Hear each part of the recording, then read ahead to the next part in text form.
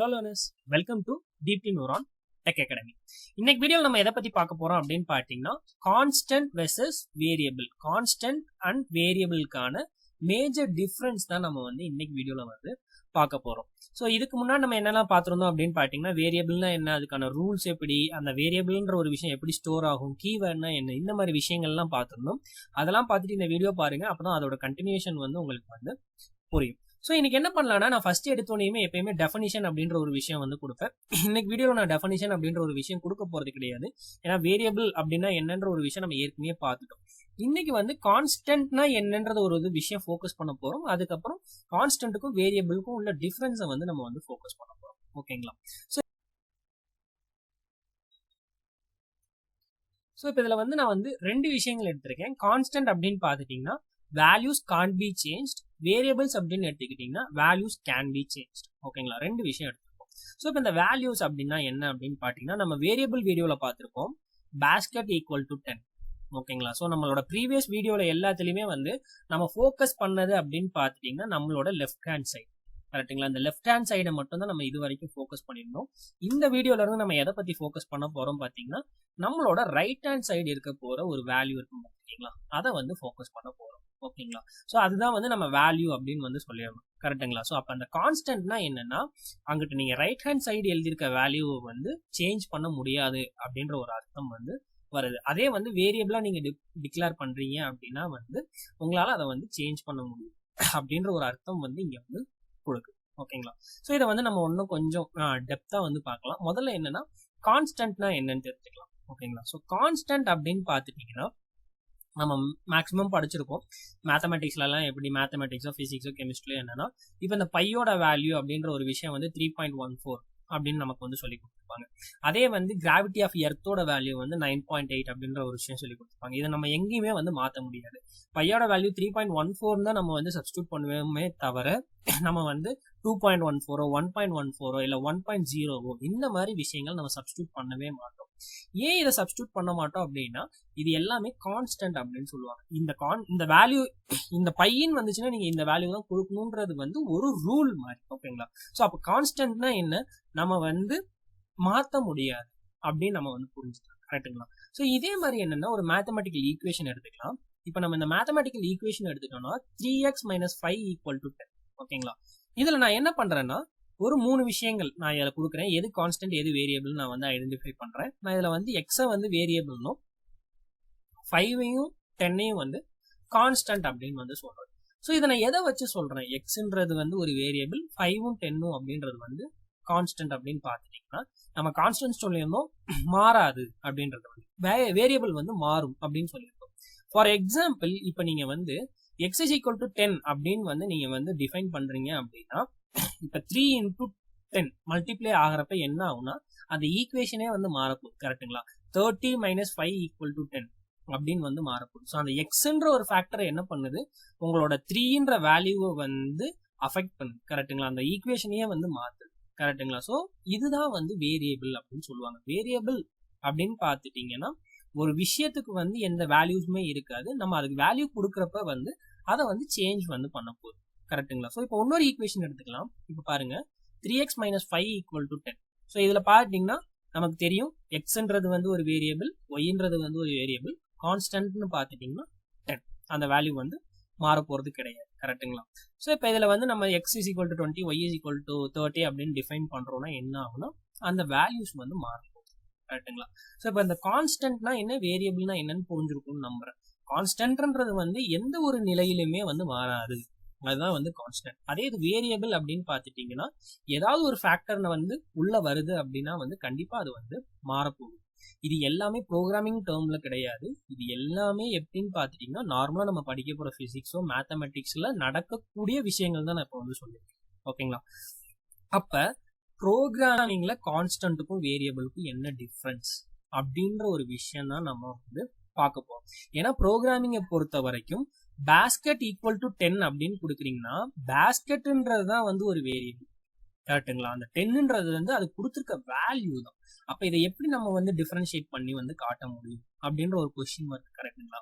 So இதை எல்லாத்தையுமே நம்ம என்ன பண்ணலாம் அப்படின்னு பார்த்துட்டீங்கன்னா ஒரு லைவ் எக்ஸாம்பிளோட பார்க்கலாம். ஒரு ப்ரோக்ராமிங் எடுத்து அந்த ப்ரோக்ராமிங்ல வந்து நான் கான்ஸ்டன்ட்டுக்கும் வேரியபிளுக்கும் உள்ள டிஃபரன்ஸை வச்சு நான் உங்களுக்கு வந்து சொல்றேன். ஓகேங்களா? இப்போ டைரக்டா நம்ம என்ன பண்ணிடலாம்னா ப்ரோக்ராம்குள்ள போயிடலாம். ஓகேமா, இப்போ பார்த்துட்டீங்கன்னா நான் இங்க வந்து ஒரு ப்ரோக்ராம் வச்சிருக்கேன். அதே மாதிரி இங்க இதுக்கு வேரியபிளுக்கும் கான்ஸ்டன்ட்டுக்கான டிஃபரன்ஸும் வந்து நான் வந்து உங்களுக்கு வந்து ஷோ பண்ணியிருக்கேன். ஓகேங்களா? ஸோ இப்போ என்ன பண்ணலாம்னா இதை வச்சு நம்ம என்ன பண்ணலாம், இது என்னன்றதை வந்து பார்க்கலாம். ஓகேங்களா? இதோட டிஃபரன்ஸ் என்னன்ற ஒரு விஷயத்தை வச்சு இங்க இருக்க போற நம்மளோட எக்ஸ்பிளனேஷனை வச்சு நம்ம வந்து பார்க்க போறோம். ஓகேங்களா? ஸோ இப்போ பார்த்துட்டீங்கன்னா உங்களோட ஃபர்ஸ்ட் பாயிண்ட் பாருங்க, variable that store data values in a program. ஓகேங்களா? நமக்கு ஏற்கனவே தெரியும் டேட்டா வேல்யூஸ் அப்படின்றது வந்து இந்த ப்ரோக்ராம்ல இருக்க 10 அப்படின்றது வந்து ஒரு டேட்டா வேல்யூ. கரெக்ட்டுங்களா? ஸோ அதை ஸ்டோர் பண்றதுக்கு யூஸ் பண்ற ஒரு விஷயம் தான் வேரியபிள். அப்ப இங்க வேரியபிள் என்னது, எக்ஸ்ன்றது வந்து நமக்கு ஒரு வேரியபிள். ஓகேங்களா? ஸோ அப்ப கான்ஸ்டன்ட்னா என்ன சொல்றாங்கன்னு பாருங்க, it's similar to variable and cannot be changed during the program execution அப்படின்னு சொல்றாங்க. என்ன அப்படின்னா ப்ரோக்ராம் எக்ஸிக்யூட் ஆகிறப்ப வந்து என்னன்னு பார்த்தீங்கன்னா இதை வந்து சேஞ்ச் பண்ண முடியாது. சேஞ்ச் பண்ண முடியாதுன்னா இது வந்து சிமிலர் தான். என்னன்னா வேரியபிளுக்கு வந்து சிமிலர்லா இருக்க போற ஒரு விஷயம் தான். ஆனா என்ன, இந்த 10ன்ற ஒரு விஷயத்த வந்து நீங்களால வந்து மாத்த முடியாது அப்படின்னு வந்து சொல்றாங்க. உங்களோட ப்ரோக்ராம்ல வந்து மாத்த முடியாது அப்படின்னு வந்து சொல்றாங்க.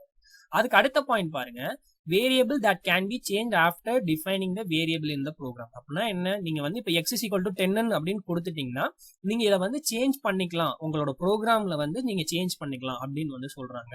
ஆனா இங்கிட்டு கான்ஸ்டன்ட் பார்த்தீங்கன்னா it's a fixed variable that cannot be changed after defining. Once நீங்க வந்து டிஃபைன் பண்ணிட்டீங்க அப்படின்னா உங்களால சேஞ்ச் பண்ண முடியாது அப்படின்ற மீனிங் வந்து வருது.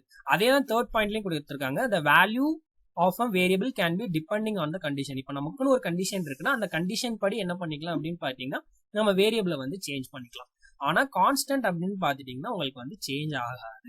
இதுதான் மீனிங். ஓகேங்களா? ஸோ இதை நம்ம என்ன பண்ணலாம் அப்படின்னு பார்த்துட்டீங்கன்னா இப்போ நான் உங்களுக்கு வந்து கிளியரா வந்து சொல்றேன். இப்போ பாருங்க, int x is equal to 10 இந்த ப்ரோக்ராமை ரன் பண்ணா 10ன்ற ஒரு வேல்யூ வந்து கொடுத்துருச்சு. ஓகேங்களா?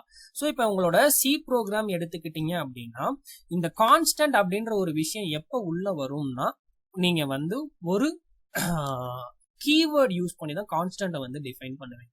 ஓகேங்களா? ஸோ இப்போ நான் இங்க வந்து என்னன்னு பார்த்தீங்கன்னா 2 கீவேர்டு இருக்கு. ஒன்று வந்து கான்ஸ்டன்ட்ன்ற ஒரு கீவேர்டும் அதுக்கப்புறம் இது ஹேஷ்டேக் டிஃபைன்ற ஒரு கீவேர்டு இருக்கு. ஓகேங்களா? சப்போஸ் உங்களுக்கு கீவேர்டு என்னன்னு தெரியலன்னா வந்து நம்மளோட பழைய வீடியோஸ் பாருங்க, அப்பதான் கீவேர்ட்ஸ் என்னன்னு வந்து புரியும். அதுக்கான லிங்க் வந்து நான் டிஸ்கிரிப்ஷன்ல கொடுத்துறேன். ஓகேங்களா? ஸோ இப்போ இந்த டிஃபைனும் கான்ஸ்டும் வச்சுதான் இந்த கான்ஸ்டன்ட் அப்படின்ற ஒரு விஷயத்த நம்ம வந்து பார்க்க போறோம். ஓகேங்களா? இப்போ நான் என்ன பண்றேன்னா ஃபர்ஸ்ட் வந்து கான்ஸ்டன்ட் வச்சு காட்டிடுறேன். கான்ஸ்டன்ட் ஆஃப் என்ன சொல்றேன்னா int x is equal to 10 அப்படின்னு நான் வந்து சொல்றேன்.